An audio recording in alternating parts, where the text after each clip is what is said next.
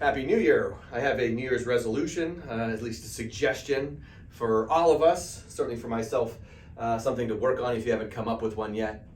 We'll be talking about it. Why? Because in the next couple months, I'm going to be finally delivering a long since stated goal of working through two of my favorite concepts with people: Buddha's Eightfold Path and the 7 Laws of Hermeneutics. And I want to go through them. I found them so therapeutic working with people in mental health and addiction.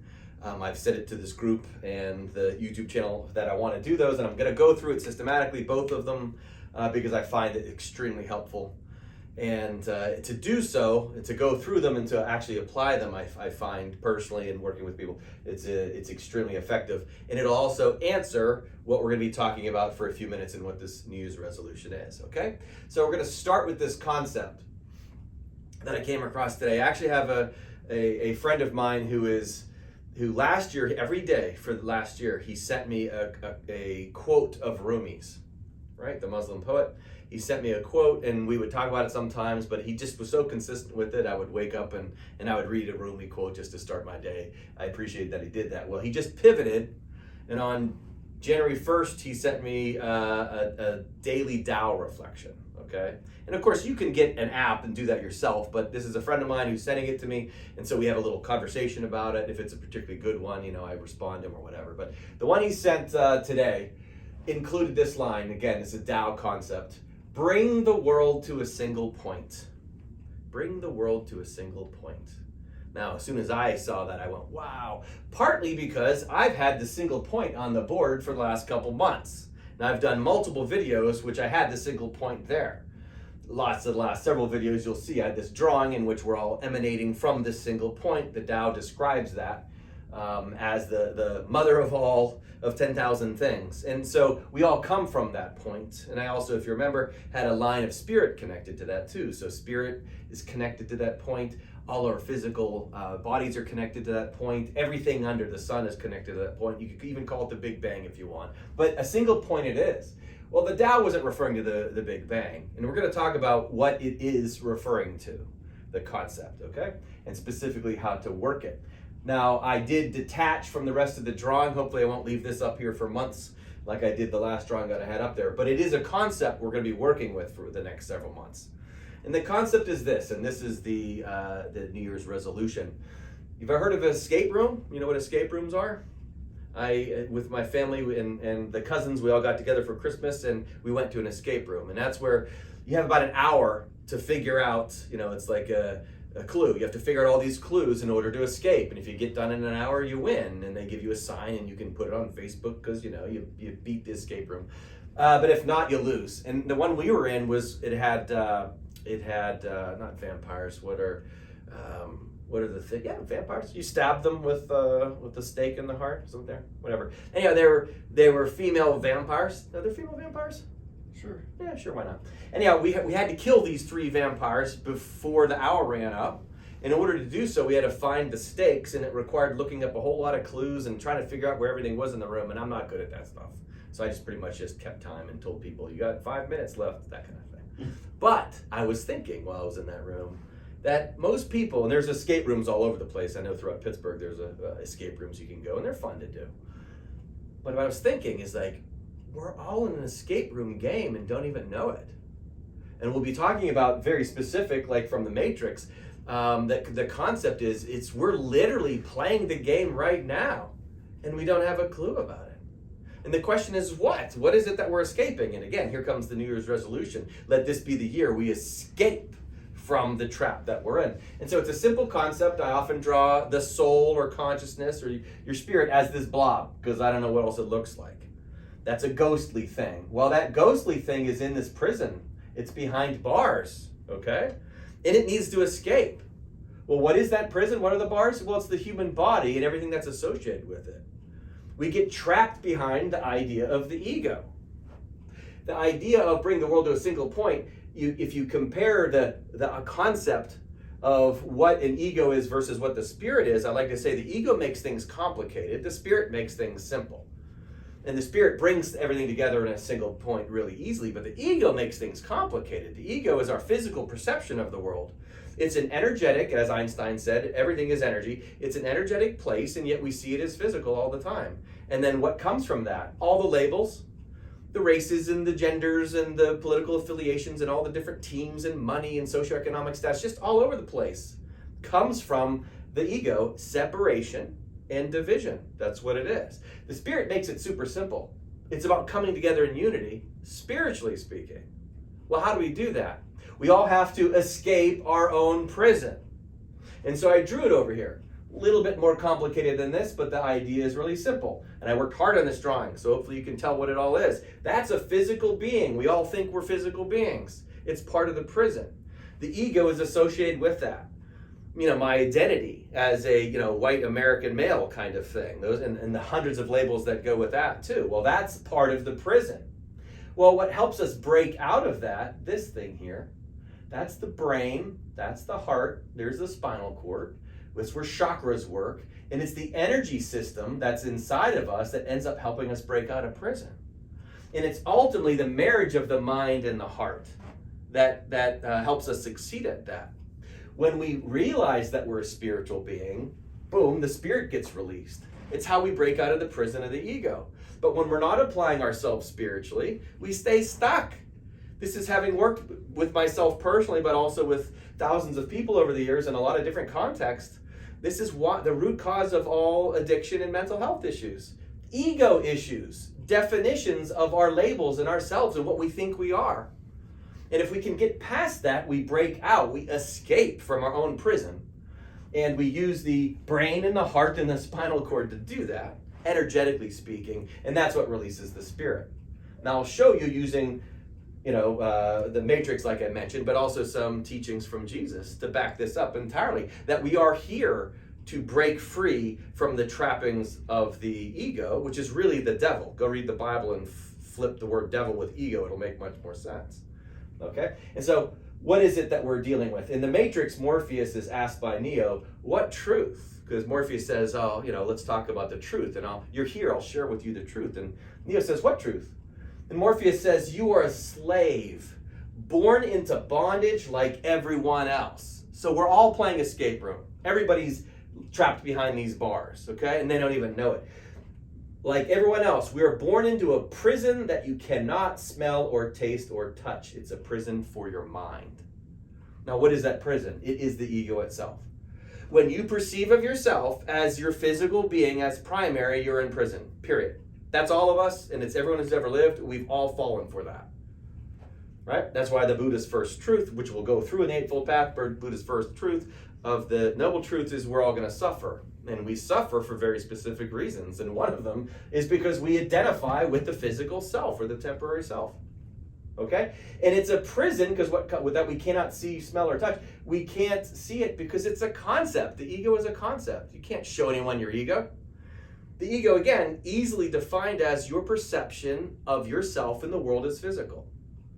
And all things come from that. We compare ourselves now, for better or for worse, because of our perceiving ourselves physically speaking, okay? Well, spirit bypasses that. And that's the way to get past the ego and the pain and the suffering that comes from the idea that we're physical and what's wrong with my body or what's wrong with this circumstance or you're doing it wrong or you're a jerk because, on and on. All that stuff is ego formation stuff, right? And we don't even know that that's happening to us. In fact, what 2-year-old, what 5-year-old, really what 15-year-old can stop that? We get conditioned. That's what makes it an interesting game. We start out as spirit, then we get put behind bars. We could get put behind bars, and we're in prison because we get conditioned when we're little. Because, mommy and daddy tells us this is what we are, and then society tells us, and this is what we do in this country, in this culture, this is what we do, and we like those who are like us, and we dislike those who are different than us. And then we argue about it. And then we have wonderful political systems like the American government shows up, and they're super good at arguing. And so people pick a side, right? Because it feels like that's what we should do. Pick a side. And that's just the ego picking cliques. I'm going to agree with my people. I'm going to agree with my people. My people say hate those people, and so we will hate them. I mean, that's it. And you can pick any angle. That's how it's going throughout the world. It's been going that way for thousands of years because we've been playing escape room for thousands of years. Okay? And so Morpheus makes it clear we're in a prison that we cannot see. All right? And then you have the idea of it. That doesn't mean you're out of it, but at least you have a chance to know that you have to get past the ego. So I'll back it up with some teachings. Apostle Paul in Colossians, very specifically, 1:26, says, the mystery that has been hidden. Okay, I love it. It's a hidden mystery. What's hidden? Well, he answers in 1:27. The glorious riches of this mystery, which is ... The answer is Christ in you, he says. So there's a mystery. And the mystery is Christ is in you. Now we know that's not physical, obviously. Couldn't possibly be. And Christ itself is not Jesus. It's a concept of the Spirit within Jesus, because Christ means to be anointed, and Jesus was filled with the Holy Spirit. Okay? Well, what's Paul saying? Christ is in you. Well, guess what? We are this spiritual being. And we've forgotten that. We are love. God is love. We're made in God's image. We're love. That's what we have to be again. And we have to realize that. Love, capital L, of thy enemy, not just of our friends. And it's loving it all. We have to love adversity too. We have to love all of it. And so we have all these issues to deal with. But in order to break out of this prison, we have to apply this concept and realize that there's a glorious riches that happens when we find that. Of course, because you feel so much better. You still live your life. But now we've taken the idea of ego as primary and made it secondary because it's temporary. And then the eternal spiritual self has showed up. And then we remember that's the awakening, or what Jesus calls born again. Now we go, oh, that's right. I'm an eternal spiritual being, having a temporary Steve experience. When you do it in that order, that's where the glorious riches happen. That's clarity. It's Buddha's process. It's why we're going to talk about the Eightfold Path. How do we get there? How do we get to the glorious riches? Well, we don't get there by judging other religions as inferior, okay? It's through respect and peacemaking, like Jesus would say, respecting others. And John 7:24, not judging by mere appearance, which would be physical, but judging correctly, which is spiritual. And that is, if you're looking for the Spirit, you have your path to walk. If I'm looking for it, I have my path to walk. We can meet at the same place. And the same place will be outside these bars, into the Spirit, past the ego, like Rumi says. That's out there, there's a field beyond right doing and wrong doing. I'll meet you there. Okay? It's not about who's right and who's wrong. It's about who figures out that they're spirit in spite of all this arguing about right and wrong. And so Jesus in John 10:34 backs this up completely, one of my favorite parts of the Bible, when he's being told that he's going to be crucified for being a blasphemer. And he says to the teachers of the day, is it not written in your law that I said, ye are gods? And he's referencing the Old Testament in the Torah, in which it says, know ye not, ye are gods. And so how many people know that? Because we don't think we're gods, we think we're people. We think we're physical people, and religious people have to bow down to some god, Sky Daddy, that's so superior to us that God has to forgive us in order to let us into heaven or something like that. Okay? And others reject that God entirely, but they still think they're just people. Well, Jesus is saying, well, no, you're not your gods. Well, Paul is saying that the mystery is Christ is in you. And in the Matrix, he's saying, well, we're in a prison. The prison is the ego. It's the devil that's holding us back, this idea of the limited self or the false self. Riches are released whenever you get past that concept. And when you do it the right way, the head or the brain and the heart work together. They produce a whole lot of good brain chemistry. I love working with addiction and seeing people get high naturally by producing endorphins and serotonin and dopamine and all these natural chemicals. You don't need the big pharma companies to give you those feelings, okay? Physician, heal thyself means put your brain and your heart together, let them work together. Your spinal cord will get healed. I can't guarantee you physical healing, but it might happen that way. I can guarantee you mental health healing, okay? And that person realizes, I'm not this body, I'm this spiritual thing. And guess what happens? This prison disappears, okay? And now you're free. And that is the point of life. That's what we're here to do. It's hide and seek. Seek and you'll find. We got hidden behind these bars. But we have to realize, I am not my limited self. We are eternal spiritual beings having a temporary self. Know ye not ye are gods? Christ is hidden in you. Once you reveal that Christ inside of you, you'll see that we're all one. As Jesus says when asked of the most important commandment, hear, O Israel, the Lord is one. That's the first thing that he says. Then that's the point that the Spirit will make. It's simple. We're all one. That's the single point. each one of us, if that heart has a spot in it, which Kabbalah calls the point in the heart, if that spot of the awareness of the unity of things, or the Christ in us, or the Buddha, or whatever you want to call it, the spirit, as it grows, it realizes it's connected to all those other ones. And every one of us is connected, eternally connected, through this type of heart concept. We're physically different. Good, because it would be boring if we were saying all the same. If you all look like me, right? But we're spiritually so similar that we might as well be one. And if you do it and I do it and the whole world does it, guess what? Kumbaya, all right? It'll finally work. And we'll be able to do things different. But the likelihood of that happening at the same time is extraordinarily low.